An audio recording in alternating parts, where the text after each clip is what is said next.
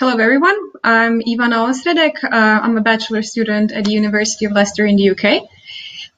Today I would like to present to you a bioinformatics part of what Professor Platten's group at DKZ is doing. So I joined the group last academic year as a part of my undergraduate Erasmus year, and I focused on single-cell RNA sequencing data analysis. So I'm going to show you a little bit how would you analyze a single-cell RNA-seq data and try to find so-called cluster of T cells that you know it recognizes your tumor.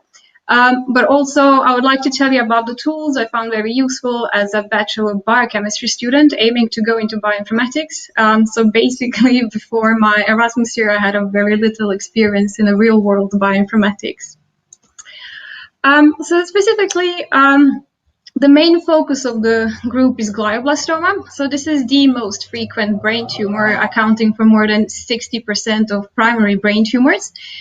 Survival rate is only 15 months. The incidence is not that high, but it clearly represents a big problem because it's difficult to treat. So the current therapeutic options are quite limited, and they're resection, radiation, and chemotherapy, and this really hasn't shifted for a decade. And another problem with glioblastoma, so if you look at the number of somatic mutations from the TCGA database, you can see, for example, melanoma has a really high rate, and you would consider it as a hot tumor, so meaning it's a good candidate for generic immunotherapy like anti-PD-1.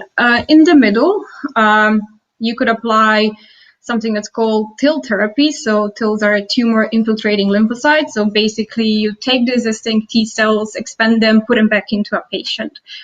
Glioblastoma is a bit different. It clearly has a low number of somatic mutations, and it's termed cold. So here there is a need for so-called engineered T cell therapy. And as you might already know for sure, so T cells express receptors that can bind short peptide fragments or so-called epitopes.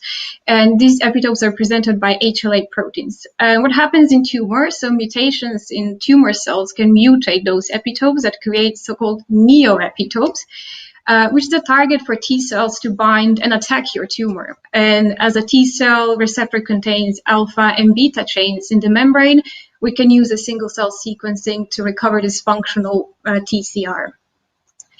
So what do we do with such a functional TCR? Something that's called adoptive T cell therapy. So the therapy comprises a few main steps. First is the identification and isolation of the patient's T cell receptors. Then we do some genetic modifications to make them more susceptible to host immune system. We then expand them, do some quality control, and basically put them back into a patient. Sounds simple, so such personalized therapy is clearly the future, and this really requires the intercalation between bioinformatics and molecular biology into existing clinical practice. But the trick part is this first critical step, and this is the identification of those tumor-reactive TCRs. And really resolving the sequences of tumor-reactive TCRs have been a subject of an extensive bioinformatics discussion and effort. And just to go back to glioblastoma, so what the group does, we do know that in 80% of the cases, patients bear this IDH R123H mutation. And this mutation forms HLA-2 restricted neoepitope, and that means it will be recognized by CD4 T cells. And as a part of our ongoing NOAA-21 clinical trials, so patients are being vaccinated against this tumor carrying the mutation. And this trial is really an extension of the previous NOAA-16 clinical trial that finished just a few months ago, and where the patients were also vaccinated and showed the response to that vaccine. And so NOAA-21, as you can see here, this is an open-label, 3-arm phase 1 trial, and we are in the progress of producing a single-cell expression data for each patient and finding really a suitable responders or the candidates for the adoptive T cell therapy. And you can see the 3 arms of the trial are as following. So patients are either treated with a vaccine a combination of the vaccine or the checkpoint inhibitor, or just the checkpoint inhibitor. So what we do, we basically take the patient TILs, we perform FACS sorting, and this is followed by combined single-cell TCR sequencing and single-cell RNA sequencing. And this is using recently commercialized 10x assay, which you can see here on the right. So just before the sequencing itself, the cells are captured in droplets with 10x chromium controllers, so that each droplet is barcoded. So basically, when you read the RNA, you know which read comes from each droplet. And I will just give you an example of a gene expression analysis in R from a patient in arm 1. So the patient basically received only the vaccine. And just to give you a slight introduction into single cell, even though you heard a little bit about it, so the single cell RNA sequencing really had enabled a gene expression to be studied in an incredible resolution. And there is a rapidly growing number of methods for the analysis, which somehow also represents a problem. So the current best practice for the analysis was summarized in this really great and well-known paper by Lucan and Thijs. And also Satija Lab has been creating really easy-to-use, cutting-edge tools for the analysis that became quite a standard. So the combination of tools primarily relying on CURAT from Satija Lab was also used to analyze our patient sample data. And here I will go into more technical part.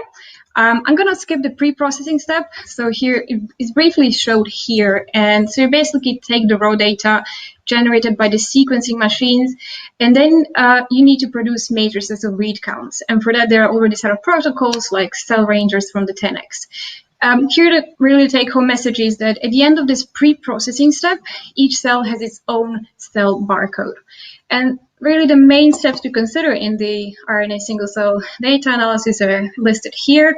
I would like to put emphasis on the quality control here, because I really think this is a quite important step, because successful result of finding your reactive cluster of T cells very depends on this first step of the quality control.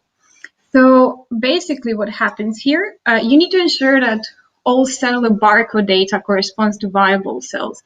And to do this, we would usually take 3 covariates into account, and these are listed here. And this is number of counts per barcode, or count depth, number of genes per barcode, and the fraction of counts for mitochondrial genes per barcode. And also, it's important to note that these covariates are considered together and not in isolation.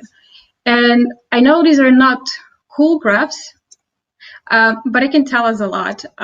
So just to give you a flavor, so during the sequencing, it can happen that your cells can burst. So the only mRNA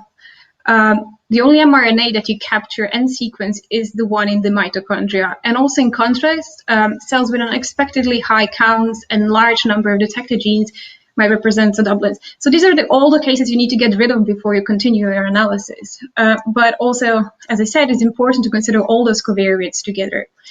And if I learned anything during my Erasmus year, is this. You really need to know your data before you do your analysis. And here is the GIGA principle applies. Garbage in, garbage out. So really, to set up those thresholds and know what to filter out before the analysis, you need to be very familiar with what your data represents. So once you make sure that your data has passed the quality control, it comes the fun part and fancy graphs. So importantly, for one patient, we were able to get this pseudo-progression material immediately post-resection, so immediately after the operation. And we then isolated the T cells and subjected them to single-cell sequencing, BDJ, and gene expression analysis. The previous data showed that this patient was mounting an immune response, meaning there were some T cells reacting to the tumor. We just need to find what exactly those T cells were. So there is once we did the single cell sequencing, you can here's the classically derived UMAP plot, and of course there are a lot of types of T cells which you can now easily determine using biomarkers. But here we're focusing on this CD4 plus T cells that are expressing this CXCL13 marker. And if you look at the plot on the right, you can see how this is particularly enriched in this cluster here.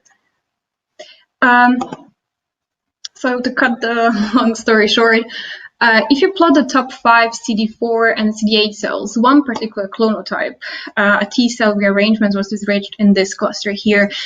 And you then replot that. And here at the bottom, you see a TCR clonotype, meaning so any given TCR can be found in multiple cells. And on the y-axis, there are different clusters we identified previously. And so this TCR was particularly enriched in the third of the cells. So based on that and other reasons, we were concluded that this would be a promising reactive TCR. But of course, in the end of the day, you need to validate whatever you predicted from the bioinformatics analysis. So simply, what we usually do, we take 10 top clones and clone them. And the cloning strategy consists of this ultra-high fidelity amplification of alpha and beta sequences from 10x using the robot and a library of VDJ primers. Also, alpha and beta chain PCR products are then cloned into SMAR DNA delivery vector. This is a new generation of non-integrating, non-immunogenic, and long-term expression delivery vectors developed at DKZ.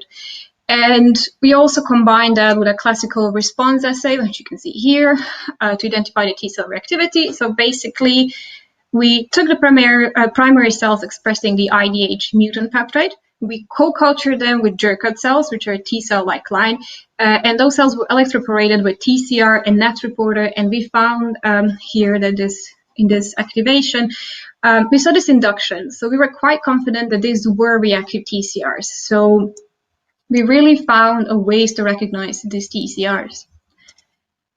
But single-cell RNA sequencing in our lab is just really the part of the effort. The emphasis of this NOAA-21 trial is to monitor patients over time, and we created a state-of-the-art pipeline already in our previous NOAA-16 trial. So from the patient blood, we can, as you can see in graph A, I'll just give you a brief overview of this. So in graph A, you can see that we can follow the patient response by ELISpot. Here we can also sequence beta chains and follow the repertoire of patients over time. We can do the manifest assay as well, which is able to appropriately identify those tumor-specific T-cells populations. And this will really tell us if a patient shows a response to the therapy or not. And so in reality, actually, so we can do this adoptive T-cell therapy for 1 or 2 patients at a time, which is it's not ideal. So the goal is really to translate this into a clinic. So we're putting an emphasis on building a bioinformatics stack using Docker so we can scale up our platform. And here the Docker means that we can basically containerize all our apps. And also what I think is really important is to use version controls. And we also put a lot of emphasis on that. So basically, if you want to see what we did for one patient a few years ago, it'll be very easy to go back and see what exactly steps we took to analyze that patient. And if I learned anything in bioinformatics is that you really need to make tools accessible to people without coding experience. So really many great tools are not being used at their best because it's just too hard to understand them, especially for clinicians and people that don't have experience in bioinformatics.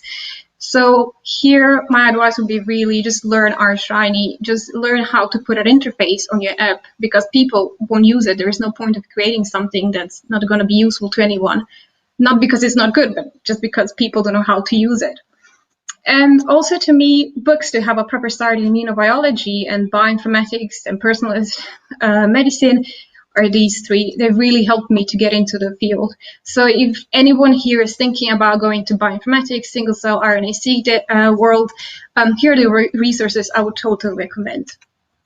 And as I said, Satija Lab tutorials, which are they're really easy to follow, and they will give you the flavor of how the analysis should go. And in the end, I would really like to thank my incredible group in Germany, especially Leng Tan or Kyle and Edward Green, 2 of my supervisors that taught me everything I know.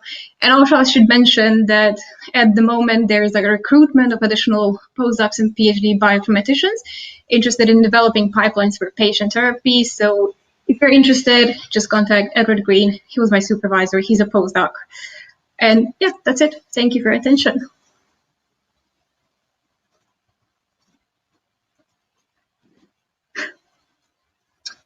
Thank you very much. Very nice talk. So we have one question already from Christophe. So do you think that you could select T cells that not only recognize the epitope of interest, but also the expression low levels of the receptor involved in the immune checkpoint, if I understand the question correctly? We did not do that. I personally, I don't have that much experience in that field because I didn't do that, but I'm sure you can do that. Because what we use is just a different ways of being sure that this is a reactive TCR. We also do, I don't know if you heard for ELIS-Olga, which will tell you about whether the T cells are convergently selected or not. Then manifest assay, the combination of all of that should tell you whether the TCR is really reactive or not. And then you, of course, need to validate that. If that answers your question, I'm not sure.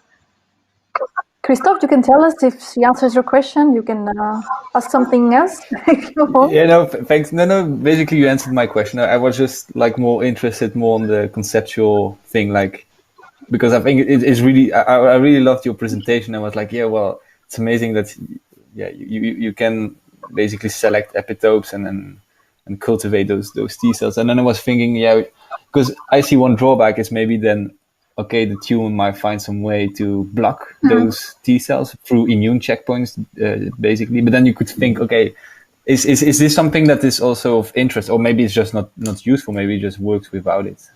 Yeah, that's basically. Okay. So up to this also was a general question, like, what do you think are the main limitations that would, for example, reduce the success rate of such a method?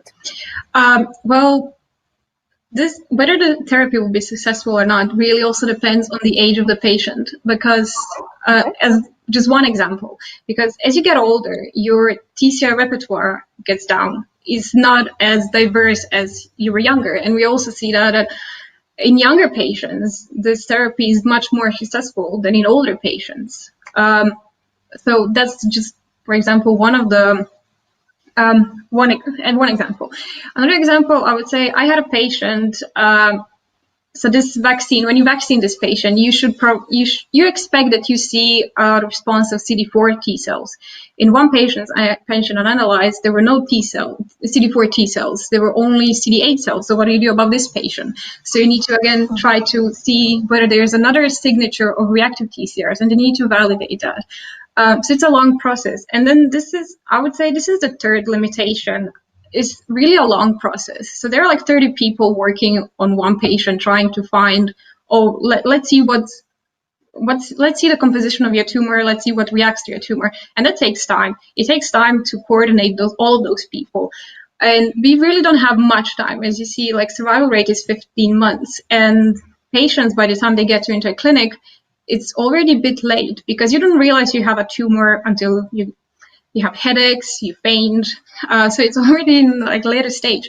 So we really need to fight against all of that. And all of this will kind of affect whether the therapy will be successful or not.